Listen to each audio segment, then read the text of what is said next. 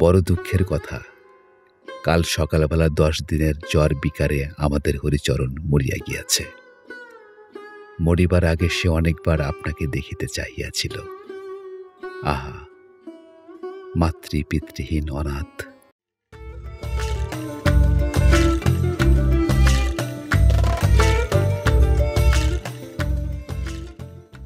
গল্পটকের আজকের পরিবেশনা শরৎচন্দ্র চট্টোপাধ্যায়ের ছোট গল্প হরিচরণ।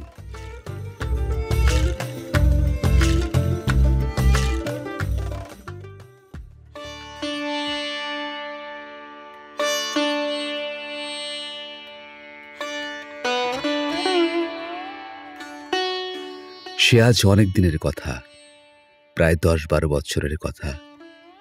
তখন দুর্গাদাসবাবু উকিল হন নাই। দুর্গাদাস বন্দ্যোপাধ্যায়কে তুমি বোধহয় ভালো চেনো না।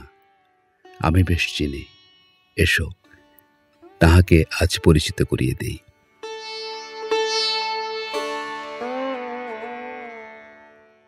ছেলেবেলায় কোথা হতে এক অনাথ পিতৃমাতৃহীন কায়স্থ বালক রামদাস বাবুর বাড়িতে আশ্রয় গ্রহণ করিয়াছিল।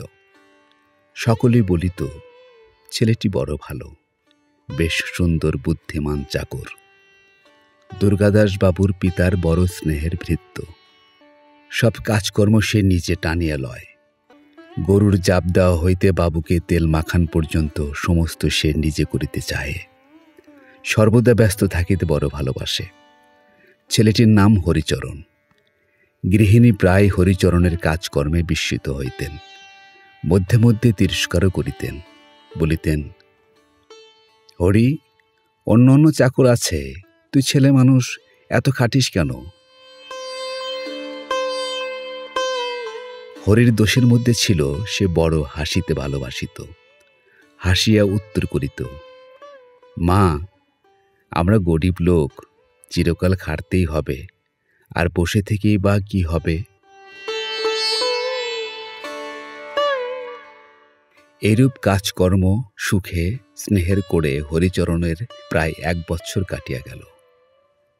সুরো রামদাসবাবুর ছোট মেয়ে। সুরোর বয়স এখন প্রায় 5-6 বছর। হরিচরণের সহিত সুরোর বড় আত্মীয় ভাব দেখা যাইত।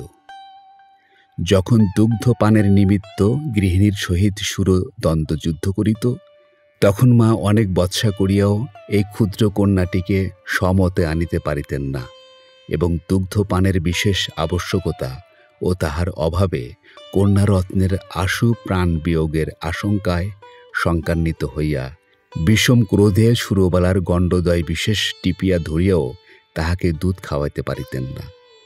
তখনও হরিচরণের কথায় অনেক ফল লাভ হইত। যাক, অনেক বাজে কথা বকিয়া ফেলিলাম। আসল কথাটা এখন বলি, শোনো। না হয় সুরো হরিচরণকে ভালোবাসিত। দুর্গাদাসবাবুর যখন 20 বৎসর বয়স, তখনকার কথাই বলিতেছি। দুর্গাদাস এতদিন কলকাতাতেই পড়িত। বাড়ি আসিতে হইলে স্টিমারের দক্ষিণ দিকে যাইতে হইত। তাহার পরেও প্রায় হাঁটা পথে 10-12 ক্রোশ আসিতে হইত।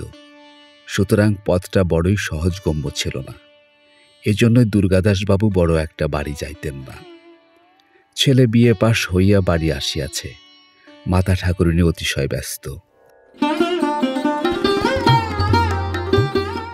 ছেলেকে ভালো করিয়া খাওয়াইতে দাওয়াইতে, যত্ন আত্মীয়তা করিতে, যেন বাটি শুদ্ধ সকলেই একসঙ্গে উৎকণ্ঠিত হইয়া পড়িয়াছে। দুর্গাদাস জিজ্ঞাসা করিল, মা, এ ছেলেটি কে গা? মা বলিলেন, এটি একজন কায়েতের ছেলে, বাপ মা নেই, তাই কর্তা ওকে নিজে রেখেছেন। চাকরের কাজকর্ম সমস্তই করে, আর বড় শান্ত, কোনো কথাতে রাগ করে না। আহা, বাপ মা নেই, তাতে ছেলে মানুষ, আমি বড় ভালোবাসি। বাড়ি আসিয়া দুর্গাদাস বাবু হরিচরণের এই পরিচয় পাইলেন। যাহা হোক, আজকাল হরিচরণের অনেক কাজ বাড়িয়া গিয়াছে। সে তাহাতে সন্তুষ্ট, ভিন্ন অসন্তুষ্ট নহে। ছেলে বাবুকে স্নান করান, দরকার মতো জলের গাডু, ঠিক সময়ে পানির ডিবে, উপযুক্ত অবসরে হুঁকা ইত্যাদি জোগাড় করিয়া রাখিতে হরিচরণ বেশ পটু। দুর্গাদাস বাবুও প্রায় ভাবেন ছেলেটি বেশ ইন্টেলিজেন্ট। সুতরাং কাপড় কোচান, তামাক সাজা প্রভৃতি কর্ম হরিচরণ না করিলে দুর্গাদাসবাবুর পছন্দ হয় না। কিছু বুঝি না, কোথাকার জল কোথায় দাঁড়ায়। মনে আছে কি, একবার দুজনে কাঁদিতে কাঁদিতে পড়ি বড়ই দুরূহ তত্ত্ব। আমার বোধ হয় সব কথাতেই এটা খাটে। দেখেছ কি, ভালো থেকে কেবল ভালোই দাঁড়ায়, মন্দ কি কখনো আসিয়া দাঁড়ায় না? যদি না দেখিয়া থাকো তবে এসো, আজ তোমাকে দেখাই বড়ই দুরূহ তত্ত্ব। উপরে উক্ত কথা কয়টি সকলের বুঝিতে পারা সম্ভব নয়, প্রয়োজনও নাই। আর আমারও ফিলোসফি নিয়ে ডিল করা উদ্দেশ্য নহে। তবু আপোষে দুটি কথা বলিয়া রাখায় ক্ষতি কি? আজ দুর্গাদাস বাবুর একটা জাকল ভোজের নিমন্ত্রণ আছে। বাড়িতে খাইবেন না, সম্ভবত অনেক রাত্রে ফিরিবেন। এইসব কারণে হরিচরণকে প্রাত্যহিক কর্ম সারিয়া রাখিয়া শয়ন করিতে বলিয়া গেছেন। আপনাদের কাছে একটি সবিনয় নিবেদন, যদি আমাদের এই চ্যানেলটি আপনার ভালো লেগে থাকে তাহলে দয়া করে সাবস্ক্রাইব করুন এবং লাইক কমেন্টস করে আমাদের অনুপ্রাণিত করুন। তাহলে শুনতে থাকুন আজকের গল্প হরিচরণ। এখন হরিচরণের কথা বলি। দুর্গাদাসবাবু বাহিরে বসিবার ঘরে রাত্রে শয়ন করিতেন। তাহার কারণ অনেকেই অবগত নহে। আমার বোধ হয় গৃহিণী বাপের বাড়িতে থাকায় বাহিরের ঘরে শয়ন করাই তাহার অধিক মনোনীত ছিল।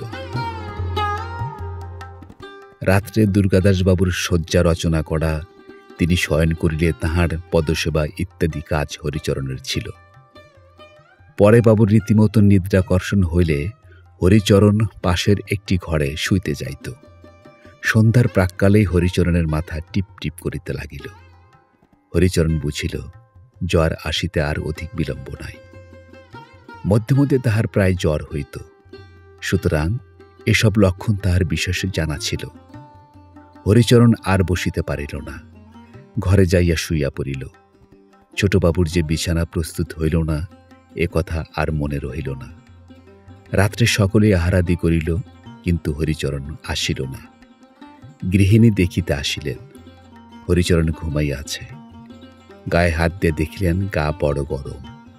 বুঝিলেন জ্বর হইয়াছে, সুতরাং আর বিরক্ত না করিয়া চলিয়া গেলেন। রাত্রি প্রায় দ্বিপ্রহর হইয়াছে। ভোজ শেষ করিয়া দুর্গাদাসবাবু বাড়ি আসিয়া দেখিলেন শয্যা প্রস্তুত হয় নাই। একে ঘুমের ঘোর, তাহাতে আবার সমস্ত পথ কি করিয়া বাড়ি যাইয়া চিত হইয়া শুইয়া পড়িবেন, আর হরিচরণ শ্রান্ত পদযুগলকে বিনামা হইতে বিমুক্ত করিয়া অল্প অল্প টিপিয়া দিতে থাকিবে এবং সেই সুখে অল্প তন্দ্রার ঝোঁকে গুড়গুড়ির নল মুখে লইয়া একেবারে প্রভাত হইয়াছে দেখিতে পাইবেন ইত্যাদি ভাবিতে ভাবিতে আসিতেছিলেন। একেবারে হতাশ হইয়া বিষম জ্বলিয়া উঠিলেন। মহাক্রুদ্ধ হইয়া ২-৪ বার হরিচরণ, হরি, হরে ইত্যাদি রবে চিৎকার করিলেন। কিন্তু কোথায় হরি? সে জ্বরের প্রকোপে সংজ্ঞাহীন হইয়া পড়িয়া আছে। তখন দুর্গাদাসবাবু ভাবিলেন বেটা ঘুমাই আছে। ঘরে গিয়া দেখিলেন বেশ মুড়ি দিয়া শুইয়া আছে। আর সহ্য হইল না। ভয়ানক জোরে হরির চুল ধরিয়া টানিয়া তাহাকে বসাইবার চেষ্টা করিলেন, কিন্তু হরি ঢলিয়া বিছানার উপর পুনর্বার শুইয়া পড়িল।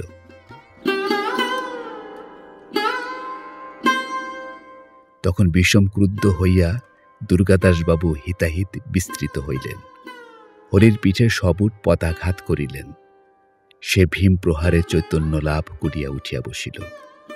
দুর্গাদাসবাবু বলিলেন, কচি খোকা ঘুমিয়ে পড়েছে, বিছানাটা কি আমি করব? কথায় কথায় রাগ আরো বাড়িয়া গেল। হস্তের বেত্র যষ্টি আবার হরিচরণের পৃষ্ঠে ১২-৩ পড়িয়া গেল। হরি রাত্রে যখন পদসেবা করিতেছিল তখন এক ফোঁটা গরম জল বোধ হয় দুর্গাদাসবাবুর পায়ের উপর পড়িয়াছিল। সমস্ত রাত্রি দুর্গাদাসবাবুর নিদ্রা হয় নাই। এক ফোঁটা জল বড়ই গরম বোধ হইয়াছিল। দুর্গাদাসবাবু হরিচরণকে বড়ই ভালোবাসিতেন।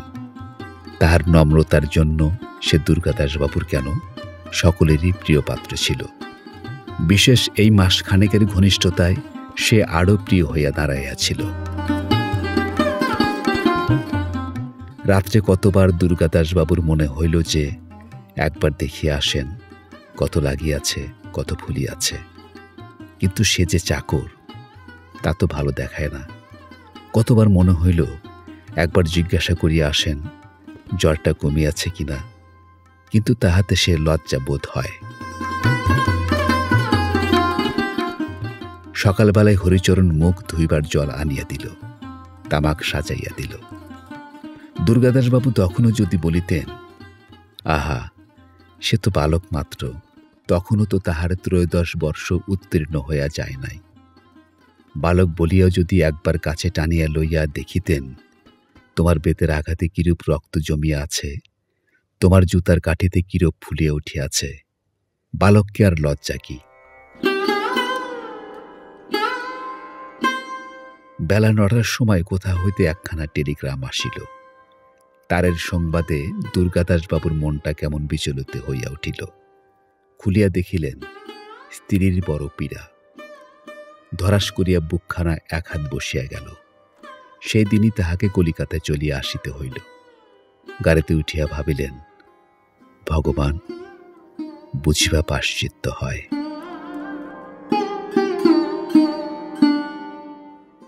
প্রায় মাসখানেক হইয়া গিয়াছে। দুর্গাদাসবাবুর মুখখানা আজ বড় প্রফুল্ল। তাহার স্ত্রী এ যাত্রায় বাঁচিয়া গিয়াছেন, অদ্যপথ্য পাইয়াছেন। বাড়ি হইতে আজ একখানা পত্র আসিয়াছে। পত্রখানি দুর্গাদাসবাবুর কনিষ্ঠ ভ্রাতার লিখিত। তলায় এক স্থানে পুনচ বলিয়া লিখিত রহিয়াছে,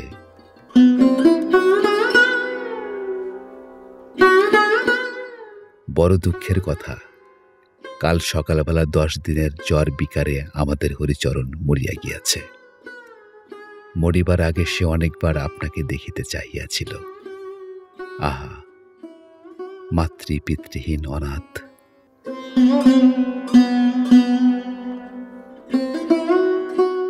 ধীরে ধীরে দুর্গাদাসবাবু পত্রখানা শতধা ছিন্ন করিয়া ফেলিয়া দিলেন।